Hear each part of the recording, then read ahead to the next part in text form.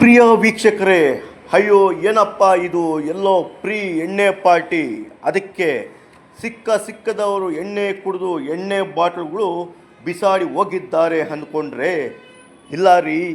ಇದು ಎಲ್ಲ ಕಂಡು ಬಂದಿದ್ದು ಚಿಕ್ಕಬಳ್ಳಾಪುರ ಜಿಲ್ಲಾ ಕ್ರೀಡಾಂಗಣದಲ್ಲಿ. ಏನಪ್ಪ ಅಂದರೆ ದೀಪಾವಳಿ ಹಬ್ಬಕ್ಕೆ ಎಂದು ಜಿಲ್ಲಾ ಕ್ರೀಡಾಂಗಣದಲ್ಲಿ ಪಟಾಕಿ ಅಂಗಡಿಗಳಿಗೆ ಜಾಗ ನೀಡಿದ್ದು, ಪಟಾಕಿ ಅಂಗಡಿಯವರು ಪಟಾಕಿ ತಂದು ಕಾಗದದ ಬಾಕ್ಸುಗಳು, ಪ್ಲಾಸ್ಟಿಕ್ ಕವರ್ಗಳು ಎಲ್ಲಿ ಎಂದರೆ ಅಲ್ಲಿ ಬಿಸಾಡಿ ತಮ್ಮ ಕೆಲಸ ಮುಗಿಸಿಕೊಂಡು ಹೊರಟುಬಿಟ್ಟಿದ್ದಾರೆ. ಹಬ್ಬ ಮುಗಿದು 3-4 ದಿನಗಳು ಕಳೆದರೂ ಅಂಗಡಿಯವರಾಗಲಿ, ಯುವ ಸಬಲೀಕರಣ ಕ್ರೀಡಾ ಇಲಾಖೆ ಅಧಿಕಾರಿಗಳಾಗಲಿ ಯಾರೂ ಕೂಡ ಪ್ರತಿನಿತ್ಯ ಇದನ್ನು ಕಂಡು ಕಾಣದಂತೆ ಹೋಗುತ್ತಿದ್ದಾರೆ. ಪ್ರತಿನಿತ್ಯ ನೂರಾರು ಜನ ಇಲ್ಲಿ ವಾಕ್ ಮಾಡಲು ಬರುವ ಜನರಿಗೆ ಇದರಿಂದ ತೊಂದರೆ ಆಗುತ್ತಿದ್ದು, ಈ ಅವ್ಯವಸ್ಥೆ ಕಂಡು ಕ್ರೀಡಾಂಗಣದ ಕಡೆ ಬಾರದಂಥ ಪರಿಸ್ಥಿತಿಯನ್ನು ತಂದು ಇಟ್ಟಿದ್ದಾರೆ ಪಟಾಕಿ ಅಂಗಡಿಯ ಮಾಲೀಕರು.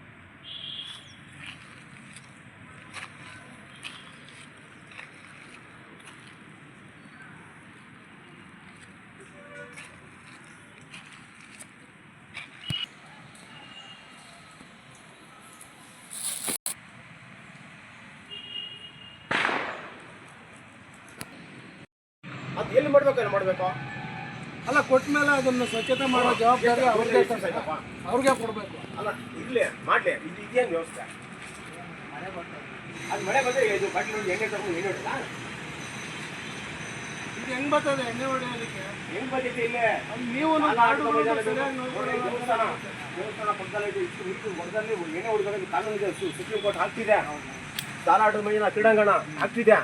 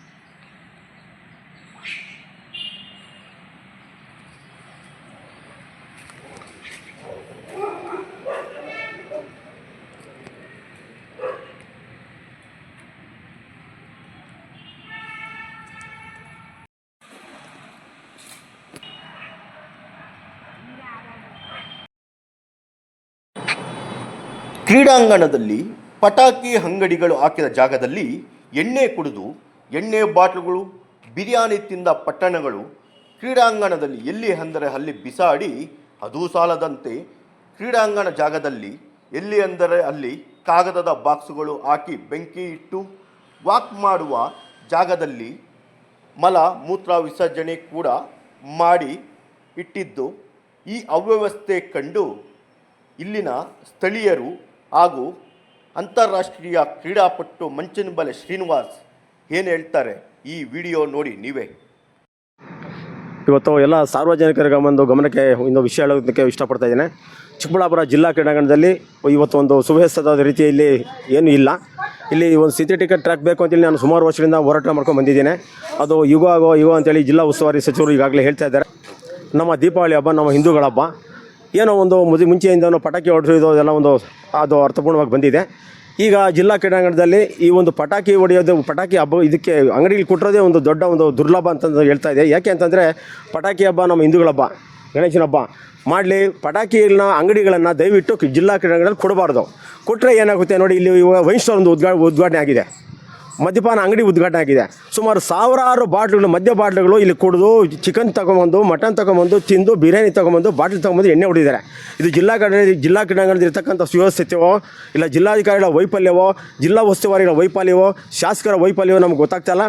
ಕೂಡಲೇ ಮುಂದಿನ ದಿನಗಳಲ್ಲಿ ಯಾವುದೇ ಕಾರಣಕ್ಕೂ ಜಿಲ್ಲಾ ಕ್ರೀಡಾಂಗಣದಲ್ಲಿ ಪಟಾಕಿ ಅಂಗಡಿಗಳನ್ನು ಇಡಬಾರದು.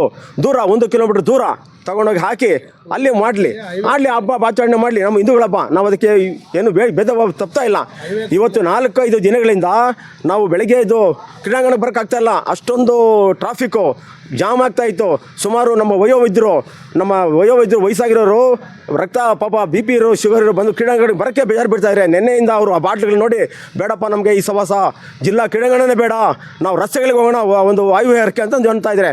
ದಯವಿಟ್ಟು ಕೂಡಲೇ ಜಿಲ್ಲಾಧಿಕಾರಿಯಲ್ಲಿ ಎಚ್ಚೆತ್ಕೊಂಡು ಮುಂದಿನ ದಿನಗಳಲ್ಲಿ ಈ ಒಂದು ಪಟಾಕಿ ಅಂಗಡಿನ ದೂರ 1 ಕಿಲೋಮೀಟರ್ 2 ಕಿಲೋಮೀಟರ್ ದೂರದಲ್ಲಿ ಮಾಡಿ ಆಚರಣೆ ಮಾಡಲಿ. ಅದಕ್ಕೆ ನಮ್ಗೆ ಸಂತೋಷ ಇದೆ. ಎಲ್ಲರ ಪರವಾಗಿ ನಾನು ಒಂದು ಚಿಕ್ಕಬಳ್ಳಾಪುರದ ಜಿಲ್ಲೆಯ ಕ್ರೀಡಾಪಟುವಾಗಿ, ಅಂತಾರಾಷ್ಟ್ರೀಯ ಕ್ರೀಡಾಪಟುವಾಗಿ ಮಂಚು ಕೇಳ್ಕೊಳ್ತಾ ಇದ್ದೀನಿ. ಇಲ್ಲಿನ ಪರಿಸ್ಥಿತಿ ನೋಡಿದ್ರಲ್ಲ ಈಗ ಇಲ್ಲಿನ ಪರಿಸ್ಥಿತಿ ನೋಡಿದ್ರೆ ಇವತ್ತು ಕೊಳೆತ ನಾಯಿಗಳು ಯಾವ ಥರ ಸ್ಮೆಲ್ ಬರ್ತೈತೆ, ಕೊಳೆತ ನಾಯಿಗಳು ಯಾವ ರೀತಿ ಸ್ಮೆಲ್ ಬರ್ತೈತೆ ಆ ಥರ ಬರ್ತಾ ಇದೆ. ಪಾಪ ಬೆಳಗ್ಗೆನಿಂದ ನನಗೆ ಸುಮಾರು ಜನ ಫೋನ್ ಮಾಡಿದ್ರು, ನಮ್ಮ ಹಿರಿಯರು, ನಮ್ಮ ಪತ್ರಕರ್ತರು ಎಲ್ಲರೂ. ದಯವಿಟ್ಟು ಸಹ ನಾವು ಏನು ಮಾಡೋಕ್ಕಾಗುತ್ತೆ, ಜಿಲ್ಲಾಧಿಕಾರಿಗಳಿದ್ದಾರೆ, ಜಿಲ್ಲಾಧಿಕಾರಿ ರವೀಂದ್ರ ಸಾಹೇಬರು, ಅವ್ರ ಗಮನಕ್ಕೆ ತರ್ತೀನಿ ಅಂತಂದೇಳಿ ನಾನು ಹೇಳಿದ್ದೀನಿ. ಅದು ಯಾವಾಗ ತರ್ತಾರೋ ಏನೋ ಗೊತ್ತಿಲ್ಲ. ಈಗ ಹಬ್ಬ ಕಳೆದು 4-5 ದಿವಸ ಮುಗಿದಿದೆ, ಇನ್ನೂ ಹಿಂಗೆ ಇದೆ. ನಾವು ಏನು ಮಾಡೋಕ್ಕಾಗೋದಿಲ್ಲ ಸರ್. ಜನರ ಪರವಾಗಿ ಯಾರು ತೀರ್ಮಾನ ತಗೊಬೇಕು ಗೊತ್ತಾಗ್ತಾ ಇಲ್ಲ. ಇಲ್ಲಿ ಕ್ರೀಡಾ ಇಲಾಖೆಯಲ್ಲಿ ಈ ತರ ಅವ್ಯವಸ್ಥೆ ಕಂಡು ಅಧಿಕಾರಿಗಳು ಪ್ರತಿನಿತ್ಯ ಇಲ್ಲಿ ಬಂದು ಡ್ಯೂಟಿಗೆ ಹೋಗ್ತಾರೆ. ಅವ್ರ ಕಣ್ಣಿಗೆ ಕಾಣಲಿಲ್ವಾ ಇದು ಸರ್? ಜಿಲ್ಲಾಧಿಕಾರಿಗಳು ಇದಕ್ಕೆ ಸುಪ್ರೀಂ. ಜಿಲ್ಲಾ ಕ್ರೀಡಾಂಗಣಕ್ಕೆ ಜಿಲ್ಲಾಧ್ಯಕ್ಷರೇ ಅದಕ್ಕೆ ಅವ್ರ ಅಂಡರಲ್ಲಿ ನಮ್ಮ ಅಧಿಕಾರಿಗಳು ಇರ್ತಾರೆ.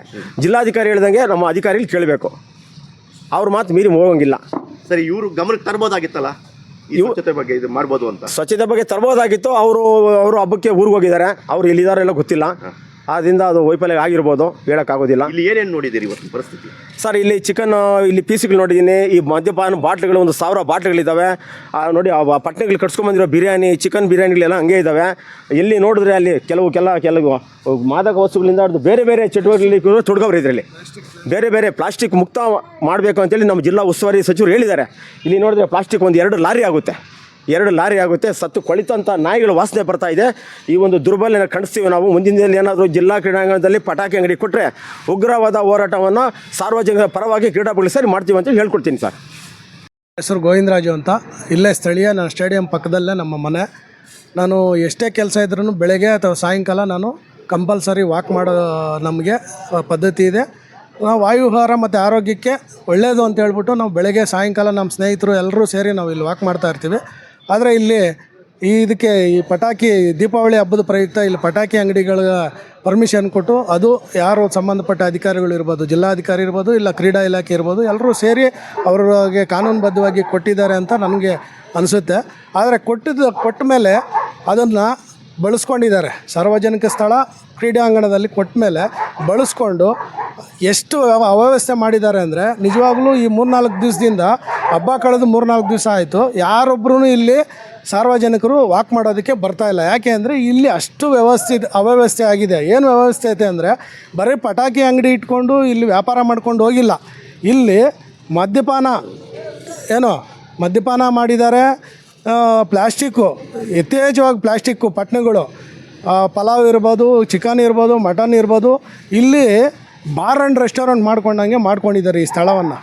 ಅದಕ್ಕೋಸ್ಕರ ನಾನು ಹೇಳೋದು, ಕ್ರೀಡಾಂಗಣ ಯಾವ ರೀತಿ ಇರಬೇಕು, ನಾವು ಇಲ್ಲಿಗೆ ಬರೋದೇನಕ್ಕೆ, ಬೆಳಗ್ಗೆ ಸಾಯಂಕಾಲ ಒಳ್ಳೆ ಸ್ವಚ್ಛ ಗಾಳಿ ಇರುತ್ತೆ, ಒಳ್ಳೆ ವಾತಾವರಣ ಇರುತ್ತೆ, ಆರೋಗ್ಯ ಕಾಪಾಡ್ಕೊಳ್ಳೋದಕ್ಕೆ ನಮಗಿರೋದು ಚಿಕ್ಕಬಳ್ಳಾಪುರಕ್ಕೆ ಇದೊಂದೇ ಕ್ರೀಡಾಂಗಣ ಆಗಿರೋದ್ರಿಂದ ನಾವು ಇಲ್ಲಿ ಬರ್ತೀವಿ.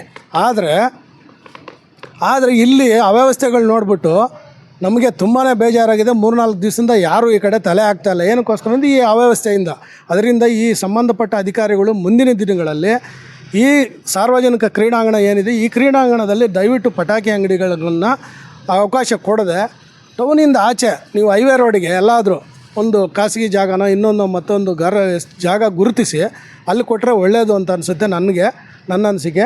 ಮತ್ತು ಟ್ರಾಫಿಕ್ ಅಂತೂ ತುಂಬ ಜಾಮ ಆಗುತ್ತೆ. ಚಿಕ್ಕಬಳ್ಳಾಪುರ ಸ್ಟೇಡಿಯಂ ರಸ್ತೆ ಅಂದರೆ 5-6 ದಿವಸ ಅಂತೂ ಭಾರಿ ಒದ್ಲಾಟ ಆಯಿತು. ಇಲ್ಲಿನ ಸಾರ್ವಜನಿಕರು ಇರ್ಬೋದು, ಈ ಕಡೆ ಬನ್ಕುಪ್ಪೆ ಇರ್ಬೋದು, ಅಗಲಗೂರ್ಕಿ, ಚಿಕ್ಕನಹಳ್ಳಿ ಈ ಕಡೆ ಹೋಗೋರಿಗೆಲ್ಲ ಮತ್ತು ಇಲ್ಲಿನ ಸಾರ್ವಜನಿಕರಿಗೂ ತುಂಬಾ ನಮಗೆ ಟ್ರಾಫಿಕ್ ಜಾಮ್ ಆಗಿ ತುಂಬ ಅವ್ಯವಸ್ಥೆ ಆಗಿತ್ತು. ಅದರಿಂದ ದಯವಿಟ್ಟು ಇದಕ್ಕೆ ಸಂಬಂಧಪಟ್ಟ ಅಧಿಕಾರಿಗಳು ಯಾರೇ ಇರಲಿ ಇದನ್ನು ಸ್ವಚ್ಛತೆ ಮಾಡಿ ಸ್ಟೇಡಿಯಂನಾಗೆ ಇರಲಿ, ಎಲ್ಲ ಒಳ್ಳೆ ವಾಯುಮುಕ್ತವಾಗಿ ಚೆನ್ನಾಗಿ ಒಳ್ಳೆ ಆರೋಗ್ಯಕರವಾಗಿರುವಾಗಿ ನೋಡ್ಕೋಬೇಕು. ನಾವು ಸಾರ್ವಜನಿಕರು ಅದಕ್ಕೆ ಸಹಕರಿಸಬೇಕು ಅಂತೇಳಿ ನನ್ನ ಒಂದು ಈ ಮನವಿ.